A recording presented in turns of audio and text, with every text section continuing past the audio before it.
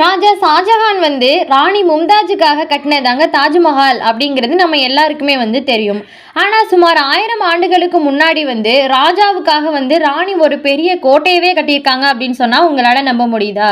இந்த ஒரு ஆன்மீக தகவலை தெரிஞ்சுக்கிறதுக்கு முன்னாடி என்னோட சேனலை சப்ஸ்கிரைப் பண்ணிட்டு பாருங்க.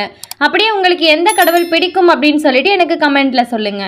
நீங்கள் கேட்டாலுமே நம்ப முடியாத அளவுக்கு ஒரு கிணத்துக்குள்ளே சிவபெருமானோட 16 அவதாரம் செதுக்கப்பட்டிருக்கக்கூடிய அதிசய இடம் தாங்க குஜராத்தில் இருக்கக்கூடிய பாட்டன் நகரத்தில் இருக்கும் ராணி கி வாவ். இது ஒரு கிணறு வடிவத்தில் இருக்கக்கூடிய ஒரு அமைப்பு.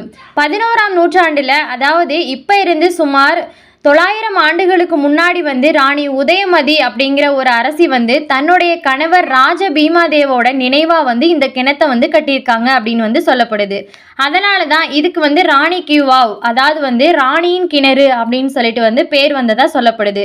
இந்த கிணத்துக்குள்ள 7 அடுக்குகளும் 800க்கும் மேற்பட்ட கல் சிலைகளும் செதுக்கப்பட்டிருக்கதா சொல்லப்படுது. இந்த கிணற்றுல இருக்கக்கூடிய முக்கியமான விஷயம் என்ன அப்படின்னு பார்த்தீங்கன்னா, சிவபெருமானோட 7 அவதாரம் தான் நம்ம பார்த்துருப்போம்.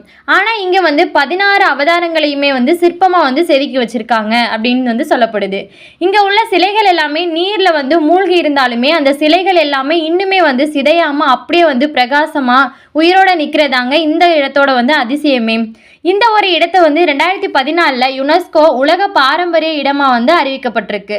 இந்த ஒரு கிணறு ஒரு கோவிலை தலைகீழ கவிழ்த்து வச்ச மாதிரி தான் இருக்கும்.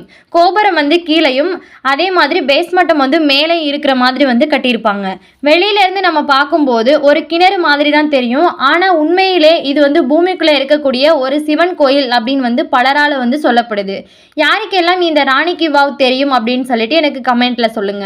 என்னோட வீடியோ பிடிச்சிருந்துச்சு அப்படின்னு சொன்னால் லைக் பண்ணுங்க. அப்படியே உங்கள் ஃப்ரெண்ட்ஸ் அண்ட் ஃபேமிலிக்கு ஷேர் பண்ணுங்க.